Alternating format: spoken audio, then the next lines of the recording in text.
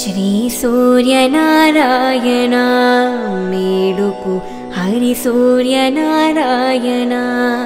मेलुको श्री सूर्यनारायण मेलुको हरि सूर्यनारायण मेलुको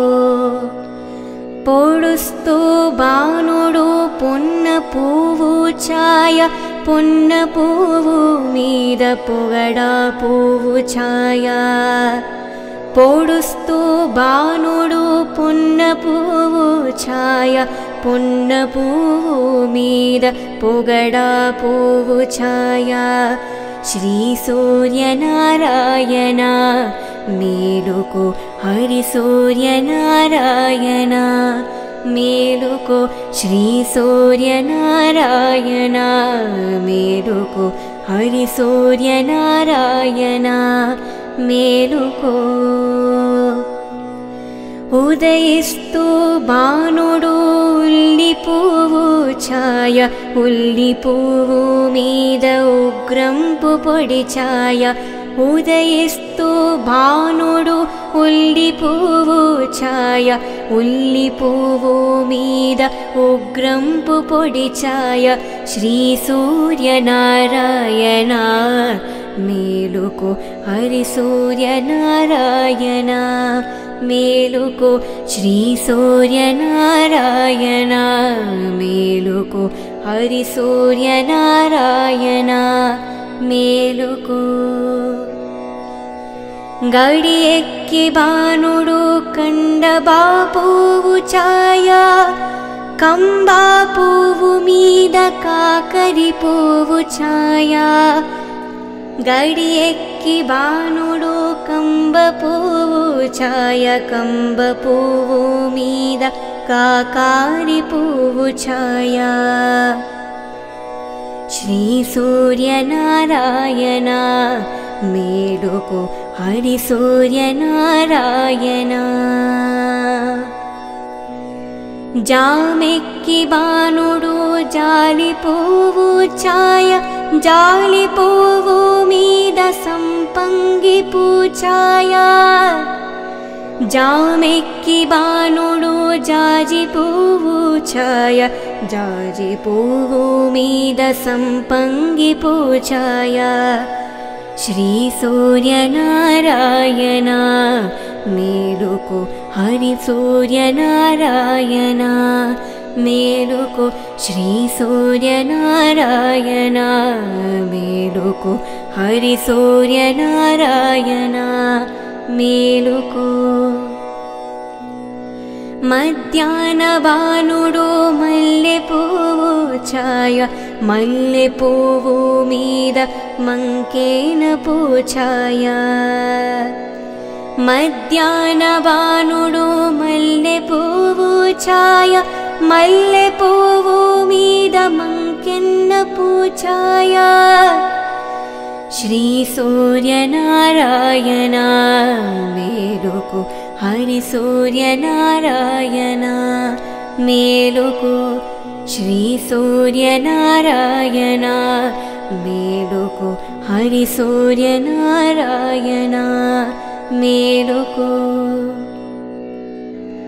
मुद्दु जामुल बाणुडु मुगलि पुव्वु छाय मुगलि पुव्वु मीद मुत्यम्मु पूछाय मुत्तुल जामुडु बाणुडु मुगलि पुव्वु छाय मुगलि पुव्वु मीद मुत्यम्पु पूछाय श्री सूर्यनारायण मेलुको हरि सूर्यनारायण मेलुको श्री सूर्यनारायण मेलुको हरि सूर्यनारायण मेलुको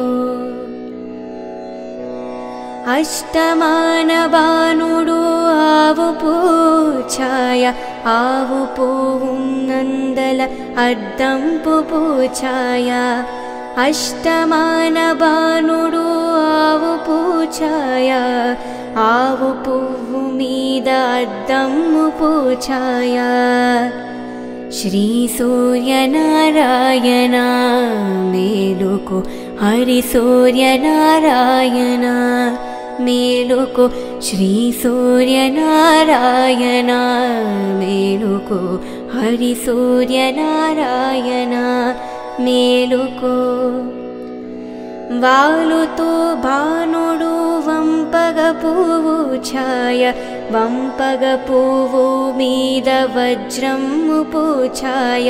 వాలుతో భానుడు వంపగ పువ్వు ఛాయ వంపగ పువ్వు మీద వజ్రము పొడి ఛాయ శ్రీ సూర్యనారాయణ మేలుకో హరి సూర్యనారాయణ మేలుకో శ్రీ సూర్యనారాయణ మేలుకో హరి సూర్యనారాయణ మేలుకో గుంకుతో భానుడు గుమ్మడి పువ్వు ఛాయ గుమ్మడి పువ్వు మీద కుంకుమ ఛాయ గుంకుతో భానుడు గుమ్మడి పువ్వు ఛాయ గుమ్మడి పువ్వు మీద కుంకుమ ఛాయ శ్రీ సూర్యనారాయణ మేలుకో హరి సూర్యనారాయణ మేలుకో శ్రీ సూర్యనారాయణ మేలుకో హరి సూర్యనారాయణ మేలుకో శ్రీ సూర్యనారాయణ మేలుకో హరి సూర్యనారాయణ మేలుకో శ్రీ సూర్యనారాయణ మేలుకో హరి సూర్యనారాయణ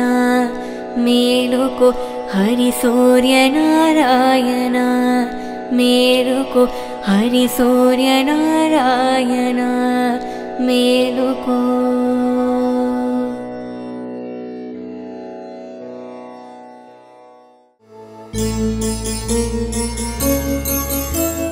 ततो युद्ध परिश्रान्तं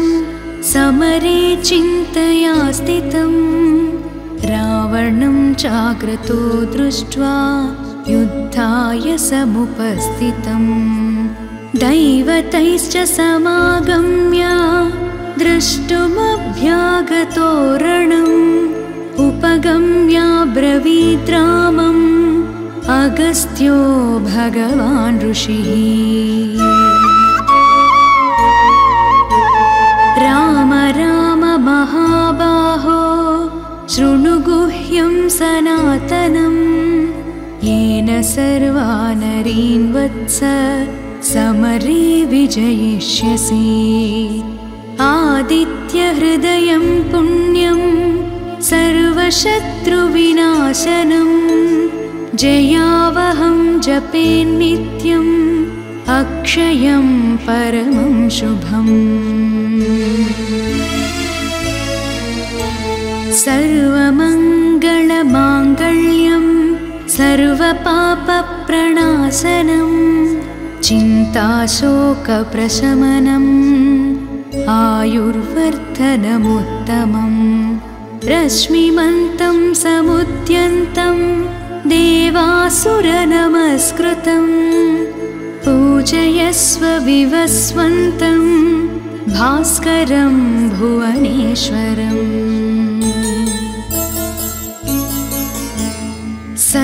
सर्वदेवात्मको ह्येष तेजस्वी रश्मिभावनः एष देवासुरगणान् लोकान् पाति गभस्तिभिः एष ब्रह्मा च विष्णुश्च शिवस्कन्दः प्रजापतिः महेन्द्रो धनदः कालो यमः सोमो ह्यपाम्पतिः पितरो वसवः साध्या यस्विनो मरुतो मनुः वायुर्वह्निः प्रजाप्राणा ऋतुकर्ता प्रभाकरः आदित्यः सविता सूर्यः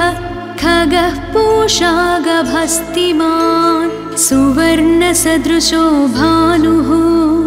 हिरण्यरेता दिवाकरः हरिदश्वः सहस्रार्चिः सप्तसप्तिर्मरीचिमान् तिमिरोन्मथनः शम्भो त्वष्टा मार्ताण्डांशुमान् हिरण्यगर्भः शिशिरः तपनो भास्करो रविः अग्निगर्भोदितेः पुत्रः शङ्खः शिशिरनाशनः व्योमनाथस्तमो भेदी ऋग्यजुस्सामपारगः घनवृष्टिरपां मित्रो विन्ध्यवीधिप्लवङ्गमः आतपी मण्डली मृत्युः पिङ्गळः सर्वतापनः कविर्विश्वो महातेजाः रक्तः सर्वभवोद्भवः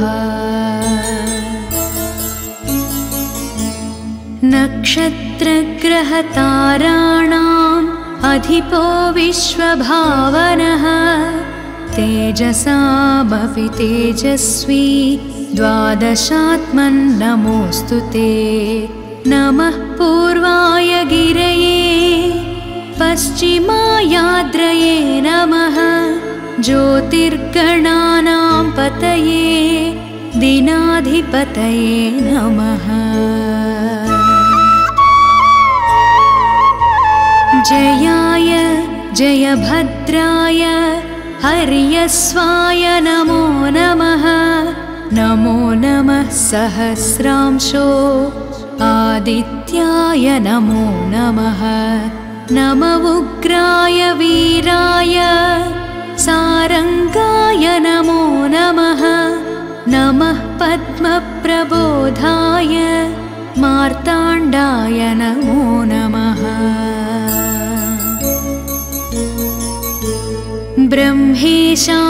ब्रह्मेशानाच्युतेशाय सूर्यायादित्यवर्चसे भास्वते सर्वभक्षाय रौद्राय वपुषे नमः तमोघ्नाय हिमघ्नाय शत्रुघ्नाय मितात्मने कृतघ्नघ्नाय देवाय ज्योतिषां पतये नमः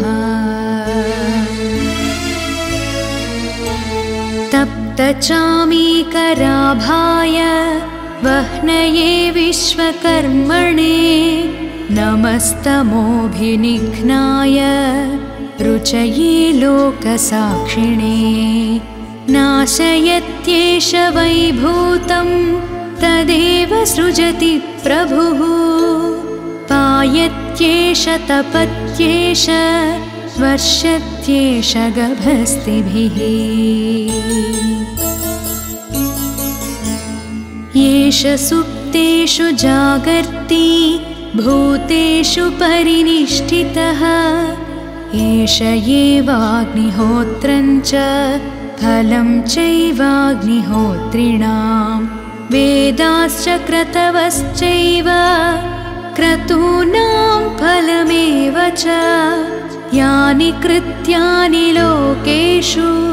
सर्व एष रविः प्रभुः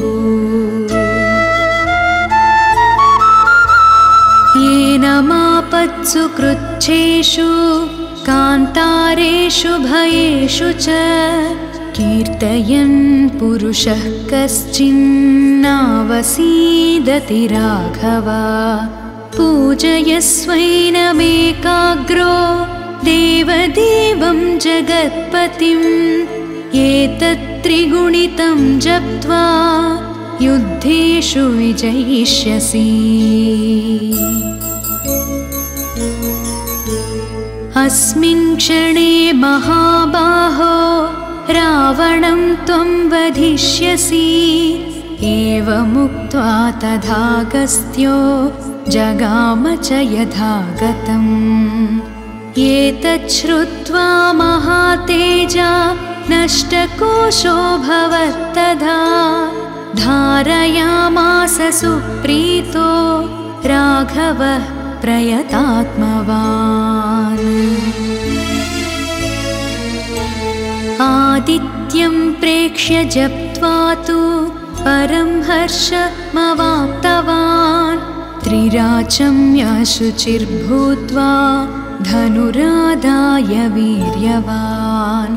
रावणं प्रेक्ष्य हृष्टात्मा युद्धाय समुपागतम् सर्वयत्नेन महता वधितस्य धृतोऽभवत् अथ रविरवदन्निरीक्ष्य रामम् मुदितमनाः परमं प्रहर्ष्यमाणः निशिचरपतिसंक्षयं विदित्वा सुरगणमध्यगतो वचस्त्वरेति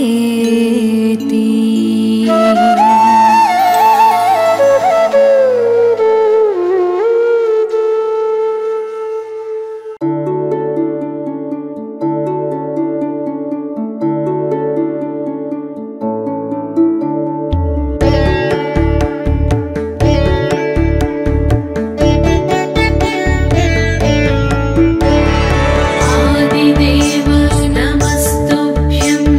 प्रसीद मम भास्कर।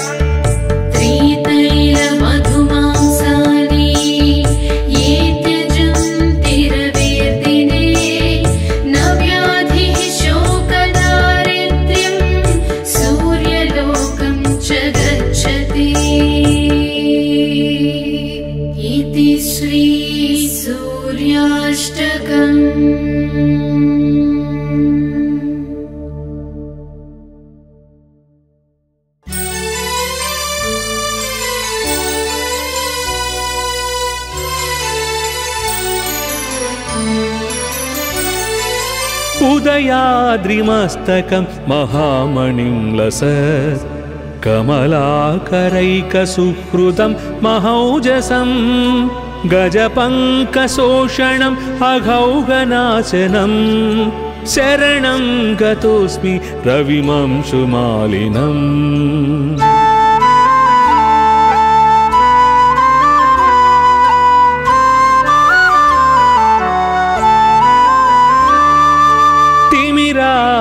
तिमिरापहारनिरतं निरामयं निजरागरञ्जित जगत्त्रयं विभुं गजपङ्कशोषणम् अघौगनाशनं शरणं गतोऽस्मि रविमंशुमालिनम्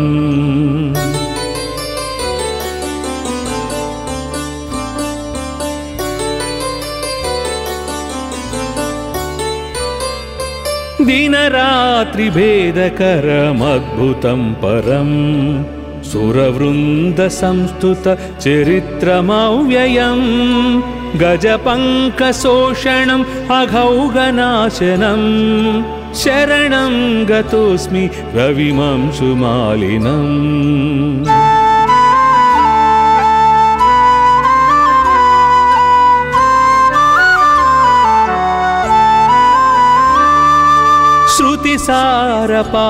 श्रुतिसारपारमजरामयं परं रमणीयविग्रहमुदग्ररोचिषं गजपङ्कशोषणम् अघौगनाशनं शरणं गतोऽस्मि रविमंशुमालिनम्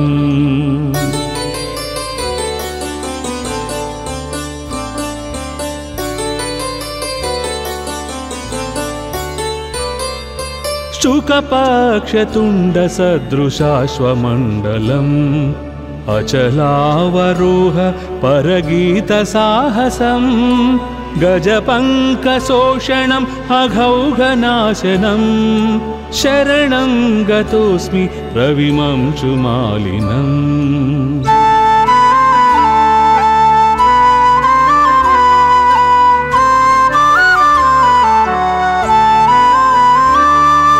श्रुतितत्त्वगम्यम् अखिलाक्षिगोचरं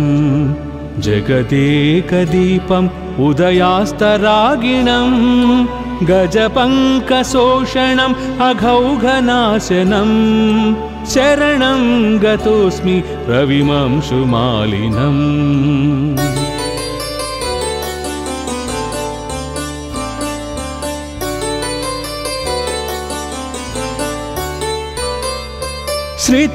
श्रितभक्तवत्सलम् अशेषकल्मषं क्षयहेतुमक्षय फलप्रदायिनं गजपङ्कशोषणम् अघौगनाशनं शरणं गतोऽस्मि रविमंशुमालिनम्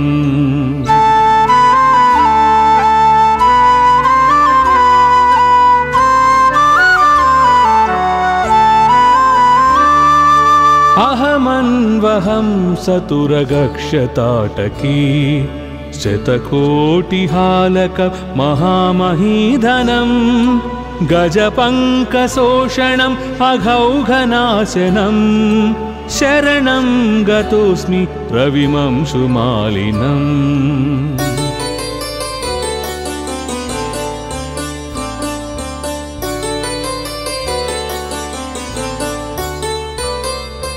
इति सौरमस्तकम् अहर्मुखे रविं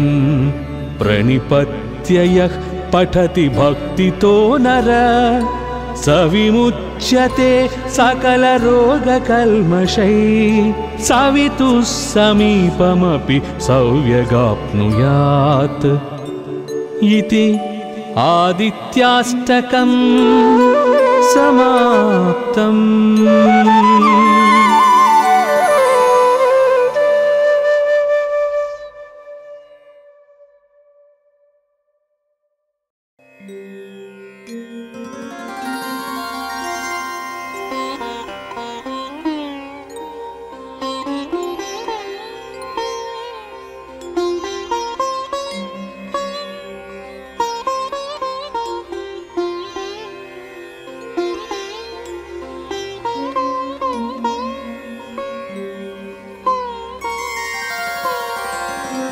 अथ सूर्यस्तोत्रप्रारम्भः। अस्य श्रीभगवान् सूर्यस्तोत्रमहामन्त्रस्य अगस्त्यऋषिः अनुष्ठुप् छन्दः। श्रीसूर्यनारायणो देवता सूम्बीजं ह्रीं शक्तिः यं कीलकं सूर्यप्रसादसिद्ध्यर्थे जपे विनियोगः। आदित्याय अङ्गुष्ठाभ्यां नमः, अर्काय तर्जनीभ्यां नमः, दिवाकराय मध्यमाभ्यां नमः, प्रभाकराय अनामिकाभ्यां नमः, सहस्रकिरणाय कनिष्ठकाभ्यां नमः, मार्ताण्डाय करतलकरपृष्ठाभ्यां नमः, आदित्याय हृदयाय नमः, अर्काय शिरसे स्वाहा, दिवाकराय शिखायै वषट्, प्रभाकराय कवचाय हुं, सहस्रकिरणाय नेत्राय वौषट्, मार्ताण्डाय अस्त्राय फट्, भूर्भुवः सुवरोमिति दिग्बन्धः। ध्यानं ध्यायेत् सूर्यमनन्तशक्तिकिरणं तेजोमयं भास्वरं, भक्तानामभयप्रदं दिनकरं ज्योतिर्मयं शङ्करम्, आदित्यं जगदीशमच्युतमजं त्रैलोक्यचूडामणिं, भक्ताभीष्टवरप्रदं दिनमणिं मार्ताण्डमाद्यं शुभम्। ब्रह्मा विष्णुश्च रुद्रश्च ईश्वरश्च सदाशिवः, पञ्चब्रह्मामयाकारा येन जाता नमामि तं। कालात्मा सर्वभूतात्मा वेदात्मा विश्वतोमुख, जन्ममृत्युजराव्याधि संसारभयनाशनः, ब्रह्मस्वरूप उदये मध्याह्ने तु सदाशिवः, अस्तकाले स्वयं विष्णुः त्रयीमूर्तिर्दिवाकरः, एकचक्रो रथो यस्य दिव्यः कनकभूषितः, सोऽयं भवतु नः प्रीतः पद्महस्तो दिवाकरः। पद्महस्तः परं ज्योतिः परेशाय नमो नमः, अण्डयोने कर्मसाक्षिन्नादित्याय नमो नमः, कमलासनदेवेश कर्मसाक्षिन्नमो नमः, धर्ममूर्ते दयामूर्ते तत्त्वमूर्ते नमो नमः, सकलेशाय सूर्याय सर्वज्ञाय नमो नमः, क्षयापस्मारगुल्मादिव्याधिहन्त्रे नमो नमः, सर्वज्वरहनं चैव सर्वरोगनिवारणं, स्तोत्रमेतच्छिवप्रोक्तं सर्वसिद्धिकरं परं, सर्वसम्पत्करं चैव सर्वाभीष्टप्रदायकम्। इति सूर्यस्तोत्रं सम्पूर्णम्।